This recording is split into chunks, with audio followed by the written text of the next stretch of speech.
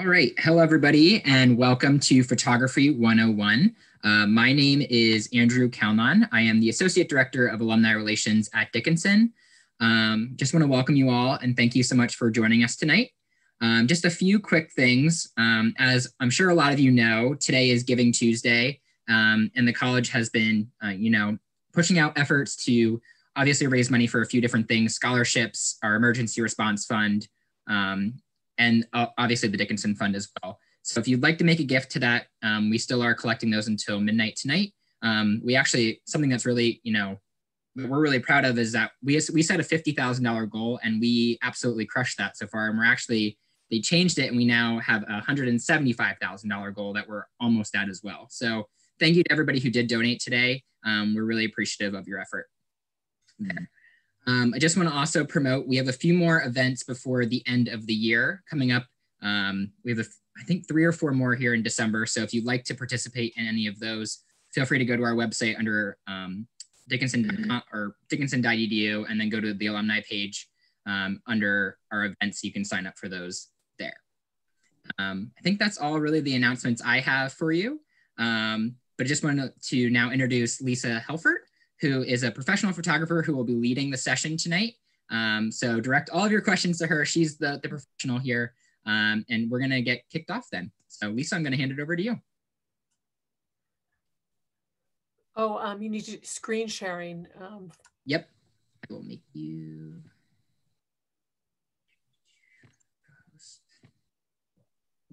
There you go, you should be able to now. Okay, awesome.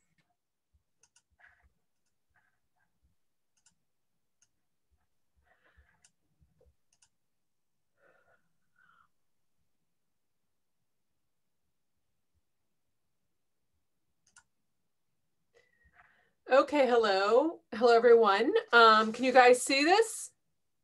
Are we good? My name is Lisa, and I don't think it's shared, Lisa. I can't see it. Oh, it. it's not? Oh, you can't? Okay. Okay, let's see.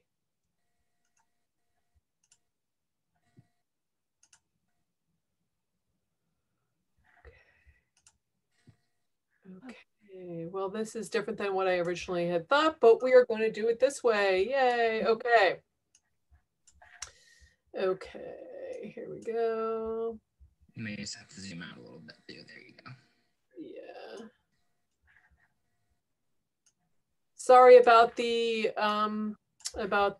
tech disruption. Okay, so here we go. I'm good at photography, but not necessarily Zoom. Okay. Okay, so nice to meet you all. I am a photographer, and I'm going to talk on a few tips tonight about photography. I'm going to give a little introduction, then you guys are going to be able to meet each other in breakout rooms. Then we'll have a session on composition. Then you'll have a breakout room, and then in which you can talk to each other about your own photographs. And then I'll come back, we'll talk about light, walk around campus, talk about some examples, and then we'll end with a question and answer period. So I started my career as a sports photographer. I shot a lot of action and I shot all the PR things related to sports. And now I'm a photographer and I do all kinds of editorial commercial work. I do a lot in higher ed, and that's how I know the people at Dickinson. So I'm going to start with a quote by Dorothy Lang. She's a famous Depression era photographer. You may be familiar with this picture from the Dust Bowl.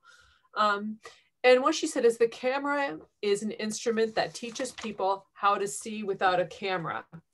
And I guess if you think about that, what she's trying to teach us is that photography really teaches us how to see. Because in the process of taking photographs, I think you look closer at your world. You study light in order to achieve things. You'll study people, you'll study objects, you study buildings, and you start noticing the things around you. And the more you notice, the more photographs you take. In order to take good photographs, you have to notice a lot. So it's quite a great learning cycle that I hope you're interested in doing. So I'm just going to give a little example of that. I was taking some pictures at Brook Green. You guys might know this. It's a big sculpture slash garden down in South Carolina. And I was working really hard all day, and I sat down here and I just took this picture. But, at first you just look at this and you don't notice anything. But I guess because I had so much, kind of heightened awareness about this, I really immediately kind of started noticing things, because this looks like kind of nothing. But when you really start looking, you see, there's a turtle, and then you'll see there's a baby turtle, there's a bullfrog, there's another turtle. You start noticing details, you start noticing flowers. And that's kind of what she's trying to tell us, is how great photography, is for this kind of experience. Now, I guess what we're going to talk about during the class is how to make something kind of like these snapshots into something that's more of a photograph. So we're going to go into breakout rooms, kind of talk to each other a little bit, maybe 20 seconds or so, share your name, what was your major, when did you graduate, what organization or club you might have been in, photography interests. So I will see you in a little bit.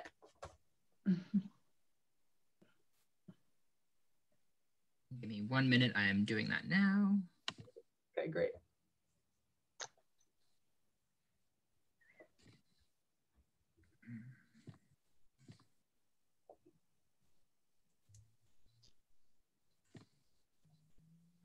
All right, you should get a thing on your screen. You should be able to go to your breakout room.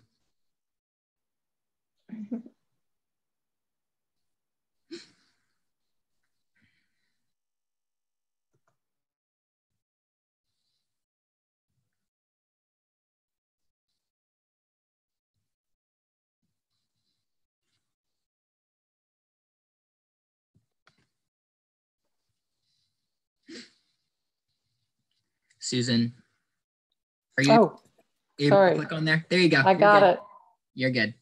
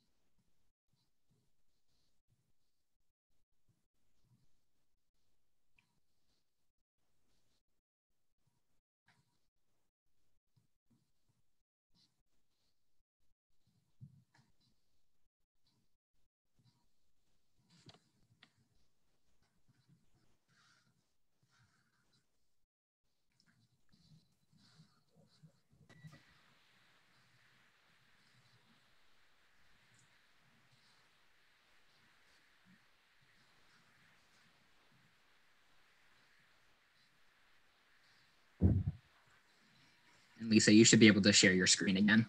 Okay.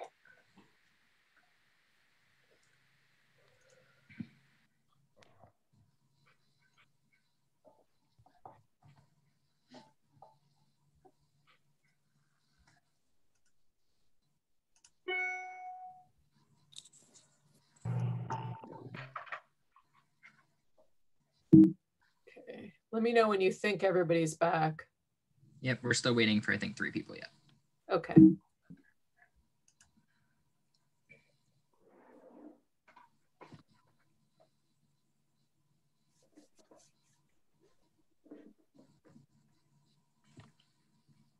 right, everyone should be back. Okay, great. Okay. So the next thing we're going to talk about is some just basic things about composition. And I'm going to start with this quote. Beauty can be seen in all things. Seeing and composing the beauty is what separates the snapshot from the photograph.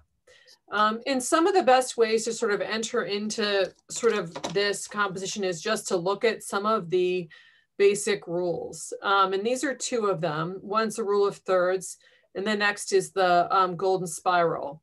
And just to think about it, though, with these rules is they really are more, a guide. They help you think about composition, but don't get too caught up in what they mean and sticking by them perfectly. So the rule of thirds you might be familiar with if you've taken an art class. It just divides a whatever canvas or view into 9 squares, and you would put whatever your focal point of interest is in one of these dots or along the lines. And why they encourage people to do that is because when most people start off, they just put things directly in the middle. And that creates a very static image. And I'm going to give you an example of that. So this is a super cute kid. And of course, you're excited to get that picture. He's cute, it's great. He's looking at you. I mean, when you do that, then really everything else around it is just looks like a distraction. It's not teaching you anything. And you just spend most of your time and you look away. You might turn the page. But now when you use this rule of thirds type of thing, you still very much see that he's the main subject, but you do spend more time with this. You kind of look around, you see the depth, you kind of understand that he's at a graduation. You can see even the year. You ask yourself more questions. So it makes it a less static picture. It has more depth, and it keeps your eyes on that photograph for a longer period of time. And that's really what you're trying to achieve. You're trying to achieve an interest in whatever photograph you have. And I'm going to give you an example of something that's even more typical. And this is just something I think everybody does. You go to the garden and you want, bam, that picture. You see a bee and you put it right in the center. And I mean, I'm guilty of doing this too. But, most likely, even though you see the bee and you think it's cool, most likely people are going to flip away. So, but if you put that into context of the larger, the whole entire sort of field, I think you're more sort of impressed, or visually you're impressed by how many flowers there are, or whatever people are thinking, or even this contrast between the light and the dark. So a lot of times it allows you to have more depth to your photograph. Next, I'm going to put all of this rule of thirds within the context of something that might be more useful to you, because I don't know what kind of jobs you have, but usually when you're taking pictures, and even for your family pictures that a lot of people talked about, you want to actually tell a story about what's happening. Now, I was telling this story to help Dr. Andrew Smith for his project. This is in Orisha, which is a small town outside of Petra. And this group of Bedouins were trying to increase the amount of tourism in their town.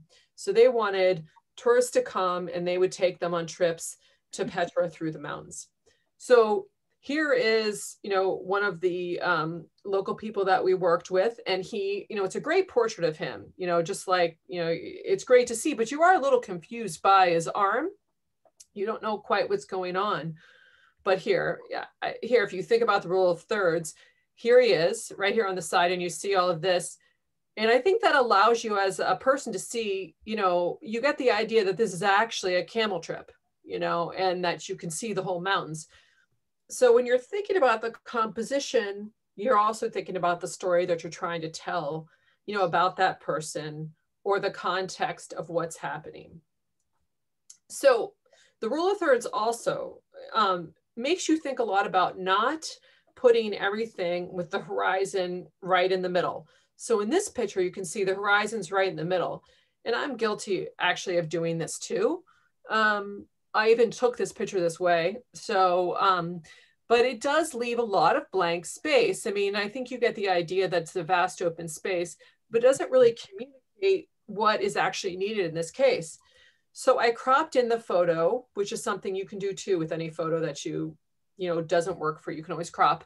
And you can see I took away a lot of the white space, and then you can really see the terrain that's here, and you can even see there's a tree, which is kind of amazing. But most importantly here, the main focus then is between this guy, the local who's teaching here, the student, about what is kind of happening within this culture. And the expectation, of course, is that if you were a tourist, you would have that same, experience. So this tells much more of a story than this. I mean, you don't even think about what they're doing. They just look like objects. Okay, here's another example. Now, in this case, I kind of made the opposite mistake. Here is straight across the middle, but I was really into the idea that this student had climbed up the hill because I had done a lot of climbing that day.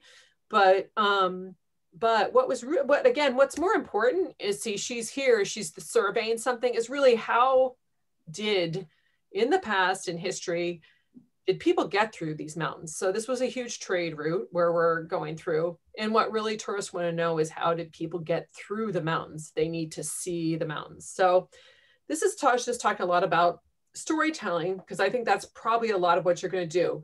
Even if you're just taking pictures of your family, you still want to know.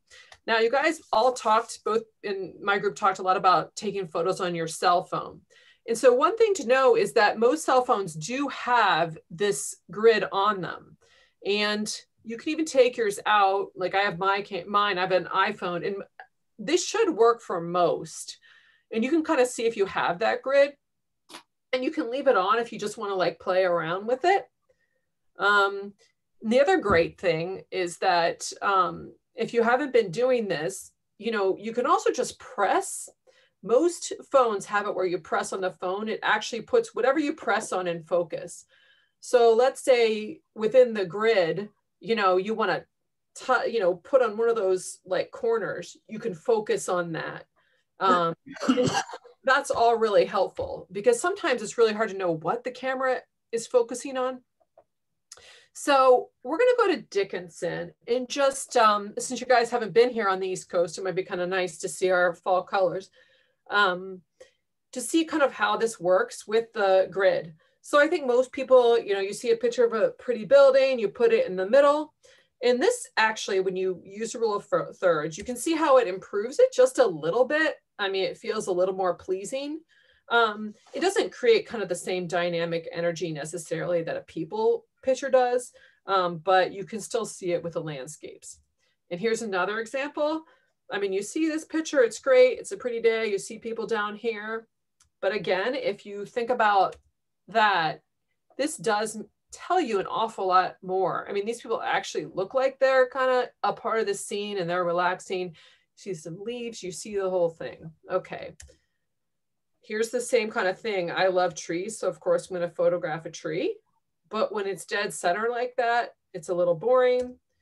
You might want to put it off to the side so it's within the context of the building. Okay, and now here's another example. Again, I love trees, the beautiful light coming through, but it's when it's right there in the middle, it's a little static. You might want to put it off to the side like that, and it's a lot more pleasing.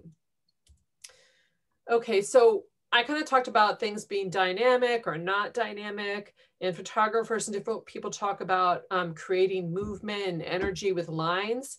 And that doesn't really mean much, I mean, to a lot of people. So I'm going to give some examples and just for you to see, and you can look in different things and see, and this way you can see this in other things. So this is a very simple line. So this line just goes right to this goat. I mean, some people would consider this a line too, this a line, or this line too. But sometimes you want lines kind of pointing to things, and that creates movement and energy.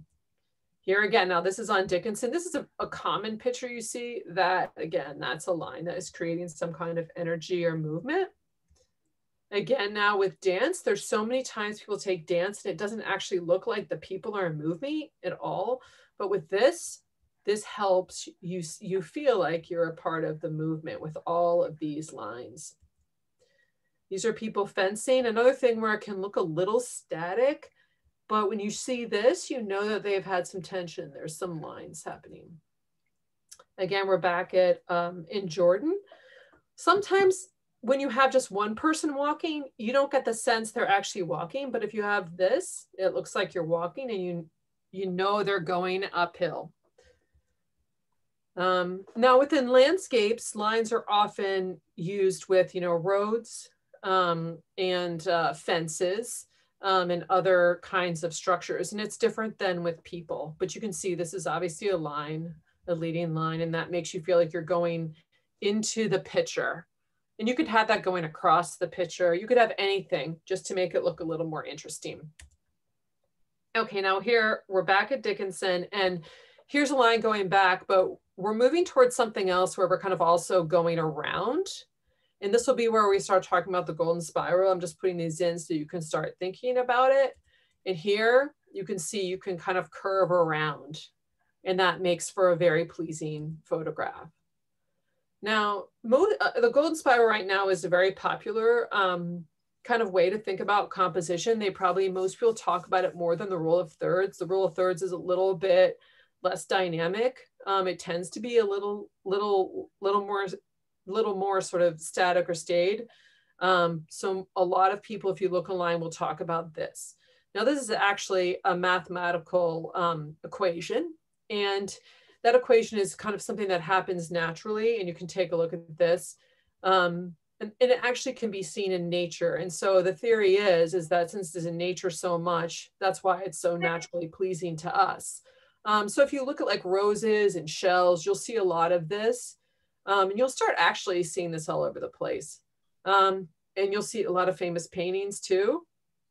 And I think the reason why it's so appealing is you think, but when it's happening, it's kind of this continual thing, and it kind of repeats itself. And this is hard to realize, but yeah, when you put it on a flat thing like this, you'll see it a little better.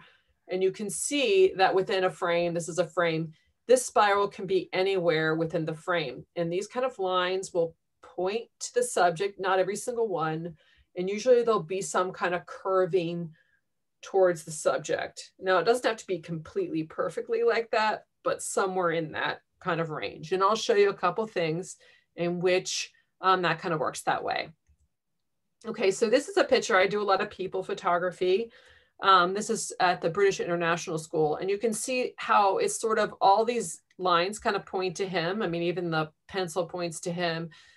And the point of the photograph is to talk with a teacher-student interaction. So this works, very well to keep bringing you back towards him, towards that interaction. It's almost like less about the students than about their activity. Here, it's sort of the same thing. You have this whole entire movement around and the people looking, all pointing towards her. She's the subject. Here, it's kind of the same type of thing. This is an adoption day, and everyone is pointing towards him, and then he is pointing back out. So you can kind of see the spiral. And you'll start just seeing these things kind of in a natural way. I mean, he also works with the rule of thirds as well, this picture. So I'm going to go back to this one that we saw before, and now you can kind of see there's some lines. Now, it's hard with landscapes to really say that there's a certain point of interest, but you can see it's a bit of a spiral. There's a bit of a curve there, and that brings you back to it. So I guess one thing to think about is you can always break rules. I mean, these are just guidelines to help you get started And I think the best way to approach photography is just to make it fun and something that is kind of play. And I'm going to give you an example of why these rules sometimes don't matter. This is an assignment for Bethesda magazine, and it's on a pediatric nurse. She delivers babies. In this one, obviously, I took this, kind of fits in with the rule of thirds. I thought they were going to put text here, but they actually cut this off and made a vertical picture, and it really doesn't necessarily fit with what I had planned, but they used it that way. This one kind of shows the golden spiral, right? But they didn't even use this picture. They ended up using this picture. And this one kind of breaks the rules. I mean, it does sort of have a rule of thirds, but she's looking off, and it's nothing like what I described to you. But the reason why this picture is good is because it's funny. The baby's burping, she's laughing. I mean, it has a really good moment. So you never want to pass up on a really great moment. I know you're taking a lot of your kids just to make sure that it's composed perfectly. Sometimes you can just set people up in a good situation, and then, and if that doesn't work, then just go for the good feeling is my thought on that. So the next thing we're going to do is do some go into the breakout session. And I don't know if you guys brought any kind of photos to share with each other, or you can talk about the photos that we took, and you can talk about these kind of rules if you use them. Do you break them? Why does an image still work for you? And if you didn't bring anything, you can just talk about good places to take photographs or what you're planning to do. Give me a minute and I will schedule those really quick.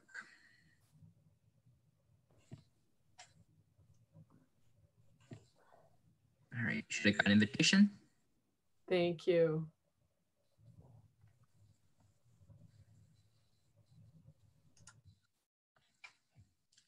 How much?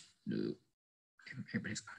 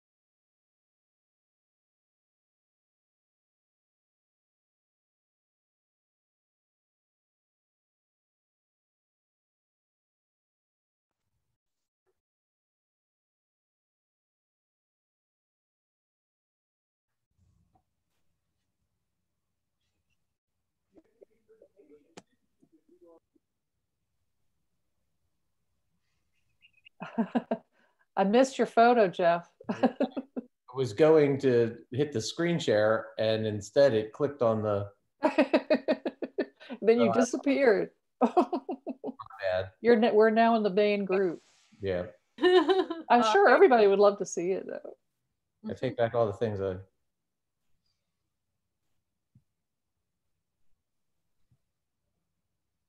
Let's see where everybody else is. We're waiting for 3 more people yet. Okay.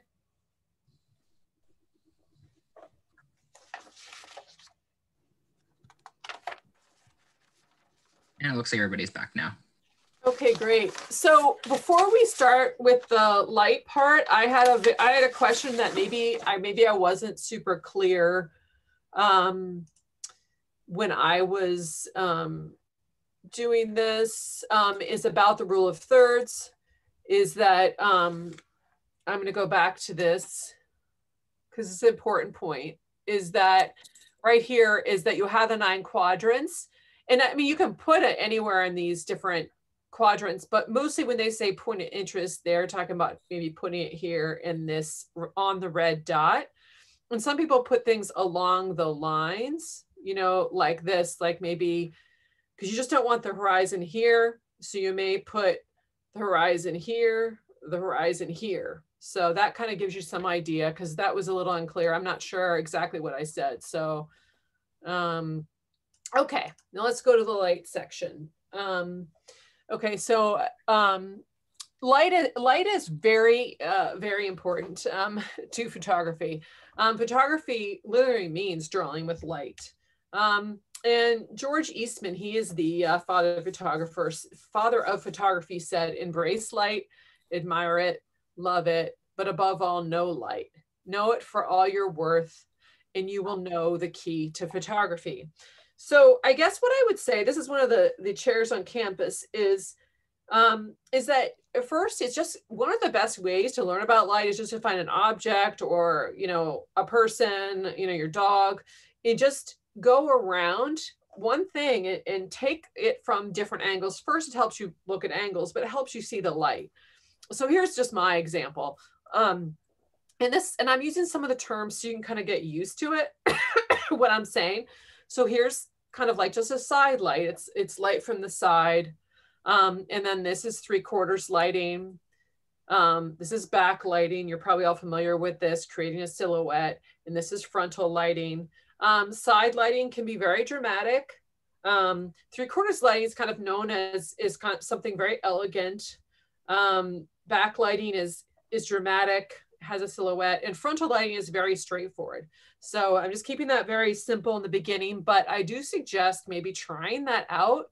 I think you learn a lot, and you learn how much you have to move in order to take photography at times too. So here's Dickinson, and we're at Dickinson, and a lot of times, mostly what most people want to do is just take pictures of their friends and family, and I think we all talked about that. So frontal lighting, you know, just straight on lighting, in which you have the sun to your back, and I'm going to talk about and repeat this a lot. You want the sun behind you when you're taking a picture, usually of a person. It's very basic, it's very simple, and it lights them well. In some cases, you might want to move just a little bit. This is somewhere between that and 3/4 lighting, and that's usually the most flattering kind of picture. We also I moved a little bit, and I got some side lighting of Kent, and you can see it looks, you know, kind of a lot more dramatic. So if you want to be a little bit more dramatic, you can do the side lighting.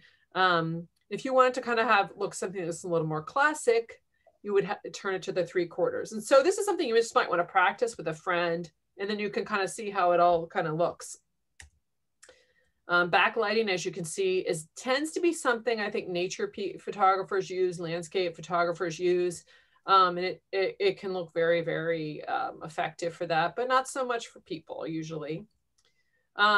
Most people, for people, a lot of times they kind of use diffused light that is soft and natural.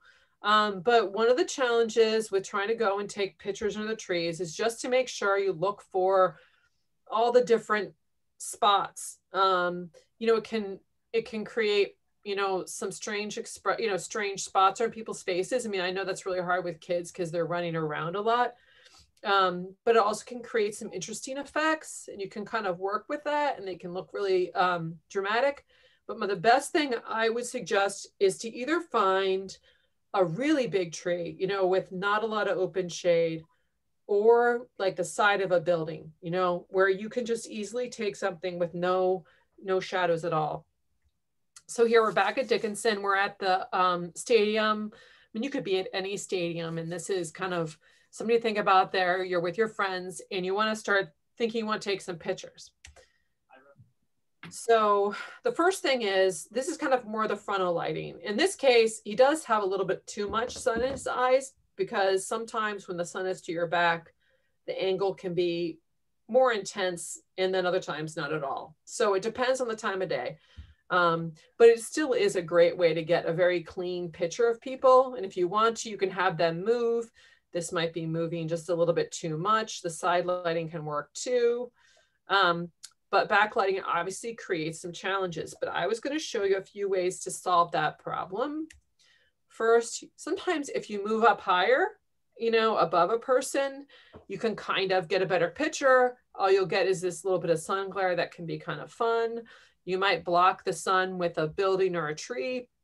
You might move to the right or the left. You can do here what I have done here. You can actually see my hand. I mean, you can crop it off later on. You can get a book in which you take that sun glare out, because it's not always that we can, you know, move, because you might really want to get that in the background as your background. If you have a flash, you can try that too. Or you can come around to the whole entire other side. So sometimes this would be if you want to take some game action. And then if you're over here, you have a great opportunity because there's a big amount of shade that you can take a nice pictures. And this can be in any situation. I'm just kind of giving this as an example of how to handle, you know, someplace when you're out in public. But then sometimes you run into this challenge. You know, you're in the dark area, behind you is a big bright area. And you know, this actually is just, there's only a little bit that you can do with this. Mostly you would need a flash, or I would just suggest going somewhere maybe to another area where it's a different angle, where everyone is in the light. So sometimes with photography, you have to move around a little bit in order to get something that will work out better. So probably the most, you know, well-known concept in photography is golden hour. And some of that's, you know, because I think if you read National Geographic or see all these beautiful, beautiful pictures like of Italy, you can see they're all taken at golden hour. It has like all of this sort of glow to it, this very golden glow. And so that is just so great for landscape and architecture. It might not necessarily be the best for people because the warmth can be a bit extreme. So, but you can still try it out. And how that works is, it is the first hour after sunrise and the last hour of light before sunset. Now, of course, that depends on the time of year, and that depends upon where you're living. So a lot of times you can actually just look that up and kind of plan for that. And I'm going to give you an example here from the custard place. And I am not sure, hopefully this shows up on your screens. I've kind of kept the same color temperature so that you can see that the result of this is really just from the light from the sun. So here, this is about a half an hour before golden hour, and this is at golden hour. And what you can see is this kind of golden color. And you'll start realizing that you probably have seen that in, like, you know, other kinds of photography and magazines and that sort of thing. And it's very, very pleasing to people. And I enjoy the look too. And if that was hard to see, I kind of blew it up and you can see white, and you can kind of see the yellowish color there. It's kind of like a suntan, or it's like you've just put on a pair of sunglasses in some cases. So it's very, very pleasing. And here's kind of the final result. This is what you see probably in a lot of magazines, and you don't realize that that's the effect that is happening. Okay, so I didn't really, though, want to leave you with that as the ultimate kind of rule, because really a lot of what you have to look at if you want to take something in specifically is to really consider how the light is landing on the object that you want to photograph at that time. So I took this photograph probably just before I took this other one. And this statue was, of course, was just, the lighting is pretty complicated because it's with all the trees. And so if you went there a golden hour, you would be very frustrated. But you can see here, this one's the best one. So you end up with your friend with the statue to the back. So I was going to give you some ideas about how to make this a little better, or if this happens to you. One thing is, this kind of tree with this level of light difference is very hard to correct. So you might want to go with maybe the tree behind. That's still a big light difference, but it's still a lot less. So you might be able to do this, because all I did here was lighten this photo up. And at least you have some kind of photo, for a memory. You can probably do that within your own, within your iPhone, within it, with the lighten up section, or you can kind of keep looking. One thing you can do is, there's a lot of white here that's gonna set your meter off a lot. So if you get in closer, that can help with some of the correction too. Or you can move around. Sometimes with these type of situations, you just keep trying to find another angle. And you can see this tree is darker, so you might have more luck with that. I think though, for most of you, you're just trying to get pictures like this of your friends and family. And in that case, you're going to try to find a shady area, or you're going to try to find, a cloudy day. This was taken in the shade, and this was taken on a cloudy day. And it creates like a really nice soft light, and it's very subtle. But when things are very subtle, you have to look very closely at, what is happening with that light. And you should kind of do a little bit of testing and looking at the person, because things will show up in the frame that you didn't expect. So this is a cloudy day. I had Kent stand in the same spot and turn and face me in different directions to see what would happen. And you can see, looking in this direction, it's almost like he's a little backlit. His eyes are dark. I wouldn't really want to take a picture that way. When I face this way, this is actually kind of the correct lighting. It's very straightforward. Then this is another lighting. It's kind of what we talked about before. It's from the side. And this is kind of what I liked a lot. So I decided I would try to take another picture of him. And I had him turn around and smile at me. And I think that's really a nice picture. One thing that's nice about when you're outside and you have kind of this side lighting, it really isn't as extreme or as dramatic as it would be if you had the sun. But here's where I would just, want you to take a look at your surroundings a little bit, because there was a tree back here. And so I kind of, for the purposes of showing this, there's a tree back there, but really you don't notice that the tree is still casting a shadow. So I had to move back a little bit, and we got kind of this mixed lighting. Maybe he looks kind of funky, like a rock star, which is kind of cool. But then here, as he moved back more, it's not really a picture that you would want to use. So clouds are great. The shade's great, but you just need to kind of be aware of things. And I think that's like just looking at things from a little bit more subtly, more closely. So to kind of bring this all together, one thing about lighting, we'll kind of review the different kinds of lighting, is most people use lighting to create kind of a mood for their photograph. And I'm going to use people as kind of that example. The frontal lighting, that you saw, like maybe that you'd use for a group photo. It's very clean. It's very straightforward, direct. It doesn't invoke a lot of mood. So it's very, you don't have to, it's very clean. You don't have to worry about, making someone upset or anything like that. The 3/4 lighting tends to be kind of that classic, beautiful photo that you might see in a magazine. The side lighting tends to be very dramatic. And then, as I said before, the diffuse lighting is very soft and very neutral. Now, this is an example of someone I took for Arlington Magazine. She actually, Sandy Hill, she teaches Bob Ross painting classes. She's a very happy, outgoing person. And this is just the first picture that I took for her. And it's definitely frontal lighting. It's very clean. It's very simple.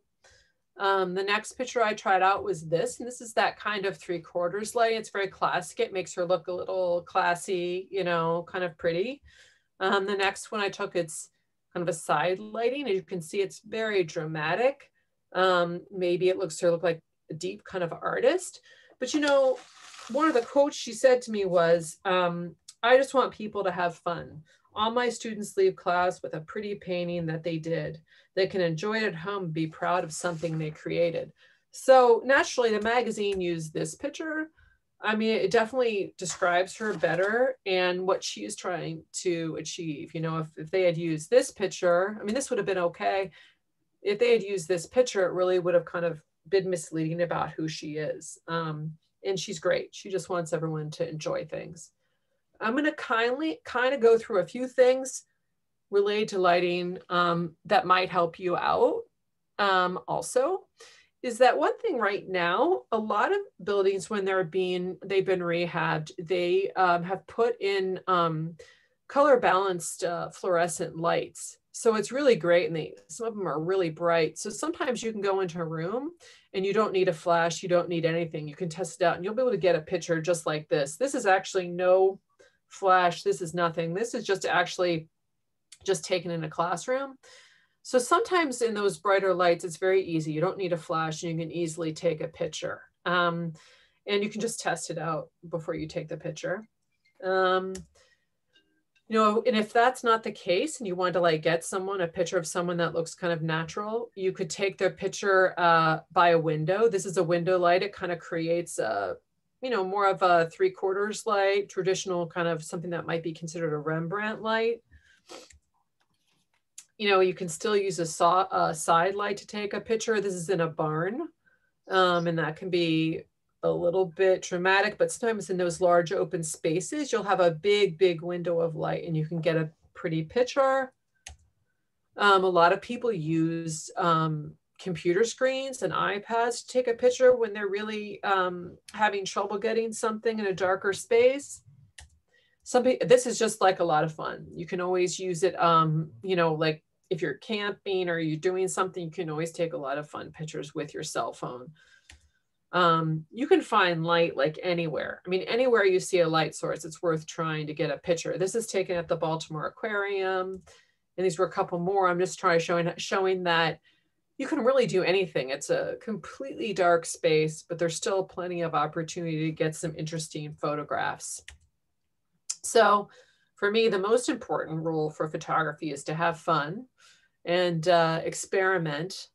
And to remember that Google is definitely your friend when it comes to photography. They have a lot of great tutorials, and they have just great blog posts, and people are willing to help out. And a lot of times, if you even write a question to someone, they will write back.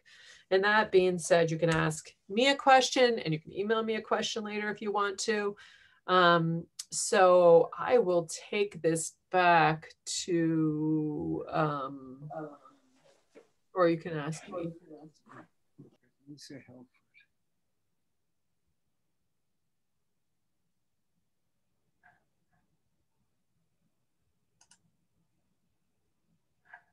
Let me go back to.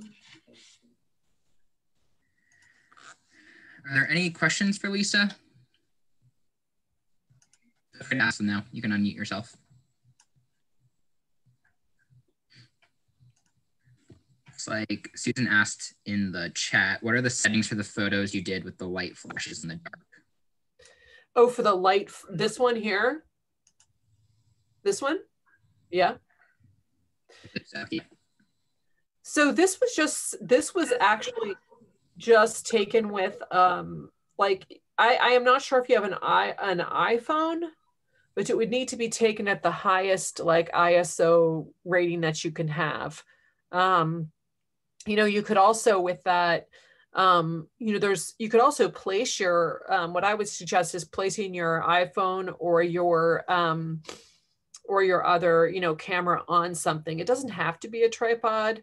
You know, if you were doing something like that, you could also just like set it on your, you know, set it on a desktop. You could set it on top of your car. You can do something just to kind of keep it a little steady. In this case, I did hand hold it, but sometimes, because I think this was probably shot at like a 30th of a second.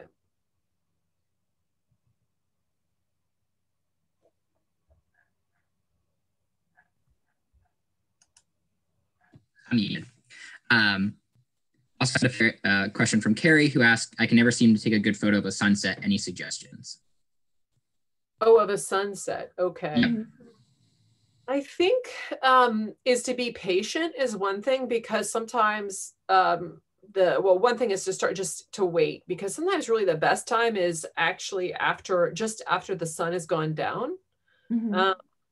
You know, and some people, if you have the bracketing feature on your camera, sometimes you can bracket the exposure, and that helps a lot, so that you're not, you know, because within that amount of time, you know, you can probably get enough. I mean, a lot of people that take the sunsets now, I know they're enhancing them in Photoshop, so you shouldn't feel bad. Okay. Okay, Probably thank you. myself. You know, and a lot of times the reason why people put it on a tripod is to get more depth. And so, you know, that's why people do that, but you don't have to do that. And that really works. Some people put filters on it, you know, and that will work also. But some of it's being patient for the sun to actually go down, because it doesn't seem like it sometimes, but actually after the sun goes down, the sky being lit up ends up being more of the photo than the actual like sun just before it goes down the horizon. So it's kind of misleading when you see those pictures, because it seems like that the sun is a big part of it, but a lot of times it's just literally gone. And then sometimes you keep waiting, the colors change more and more. The advice that I would give. Does that help? Yes, thank you. Okay, good.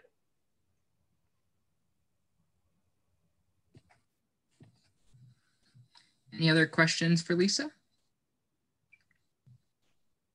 Ross? Lisa, does she have any suggestions on printing? You know, locations I mean, where you should send your photos if you want to get hard copies. So I use, I mean, in the, you know, I'm sure you can send this to actually here, but one thing in your where you live is I would try to get on a look on a listserv to find the place where the professionals go if you want to blow something up. In the Baltimore, DC, and also the Dickinson might go here as well. It's between Baltimore and the district is Dodge Chrome. I'm sure you could still get things there. They make really nice prints. For my clients, like for the family photos, I use Zenfolio, and I'm sure you could actually get photos made through them.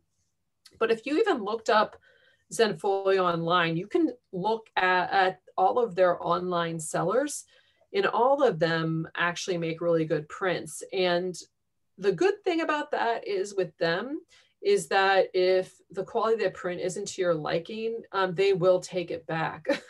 So that's kind of why it's better to go to some of these, especially if you're going to put them up on your wall, you know, because sometimes you don't want to get something back that's green or red or a different color.